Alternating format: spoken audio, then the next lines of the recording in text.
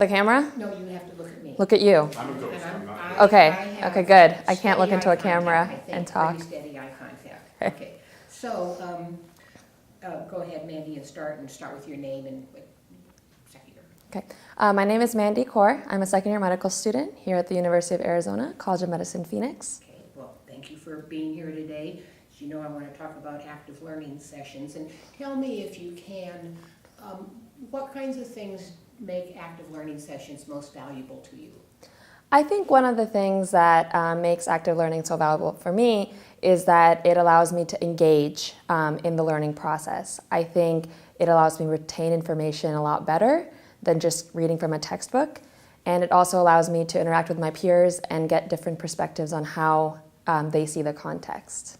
Are there details, or I guess I'd say details, about the active learning sessions that you think make them especially good or maybe not so good, such as location, learning studio versus lecture hall, content, the style, the multiple questions or lengthy cases, or any details about that? Yeah, I think that there's a few things that make them especially valuable and worthwhile. So the learning studios are a great way to encourage us to get into groups, into small groups, and discuss the different cases and questions.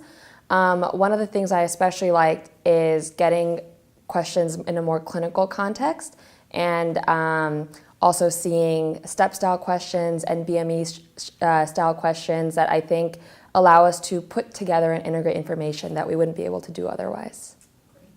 What about, are there things that happen in sessions that make them less valuable for you? Yeah, so there are a few things that make them less valuable. The first thing I'd like to talk about is not providing prep material. I think that that's a really important thing in active learning. Going into a session where you have a foundational understanding of the material makes a session a lot more valuable and comprehensive.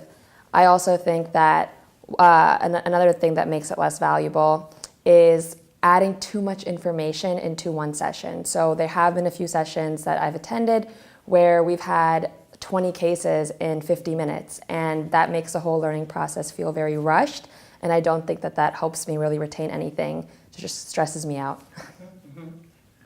I bet it does. Are there, what kinds of things do you consider when deciding whether or not to attend a session? Are there certain methods that are especially helpful? You may have already said that, but are there things that encourage you to attend? Yeah, so if we have been provided good prep material that gives me a thorough understanding of what we'll be thinking about and what we'll be discussing in the active learning session, that's one thing. Another thing I like is getting the cases ahead of time, especially if there's a lot of content or a lot of different cases, to kind of review them and on my own see what kind of the high yield or important facts are in each case, and that way when I get there it can be more of a discussion than just reading the cases. If you get the cases ahead of time, I don't know how you're going to restate this, Mandy, but if you get the cases ahead of time, does it take away from your collaboration with your classmates when you're in the session? Well, I think that getting the cases ahead of time doesn't necessarily take away the collaboration, because if we've all reviewed the cases, we are already coming in with our ideas of what we think could be going on, and that promotes healthy discussion.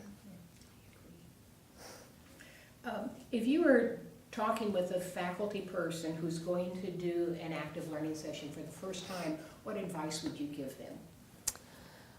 So if I was talking to a faculty person who was doing an active learning session for the very first time, I would give them the advice that provide us with a foundational prep material, give us some real life clinical scenarios that they've seen in their clinic and practice, because I think at this point in our medical school career, we need to realize that medicine isn't black and white. There's an art to it. And so a lot of times the clinical presentation of a case that we learn in class may not be how an actual patient presents. So I think it would be an interesting way and a good exposure to learn some of the interesting things that they've seen in their practice. I also think that they should make the active learning session something that can be fit into a lot of time that they have. I know that a lot of faculty have so much that they want to talk about, but sometimes it's very overwhelming for us and for them. So just to make it the best of all worlds. When you're at a table with 6 people, depending on personalities, I don't know how you're going to rephrase this one either. If you're at a table with 6 people, depending on personalities, some people tend to participate more, even with 6 or 7 people? Is there some method that enhances the likelihood that everybody's going to participate? Yeah. So in many group projects or group scenarios, there are always people that don't want to speak up or are shy and reserved. And I think that one of the ways to get everybody to engage is for one of the students at the table to kind of see, okay, what does everybody think about this, and have everyone talk about what they think is going on, or have the lecturer come to each table and kind of just say, state a fact that you think is relevant to this case, and kind of encourage it that way. That's a good point. That's it. You're very eloquent. I knew you would do a good job. Thank you. Mm-hmm. Wait, before he turns off, is there anything else you want to say that I didn't ask, or you think, oh, I'd like to add this 2 cents worth? I did have something else, but of course I can't remember it now. Oh. Yeah. Mm-hmm. Okay. Well, let me just talk for a second here. It's really valuable. You know, our thought is just to take like little 30-second clips, but so much of what is said is more than 30 seconds. And so already I'm kind of thinking, how else can we use this great information? It's so helpful for faculty to hear from students. Yeah. Because And we're here for you. I mean, right. And that's one of the great things about this school, really why I chose it, because our feedback matters, and the school does everything they can to change what we think could be improved. So that's one of the things I really appreciate. Good. Okay. We're done.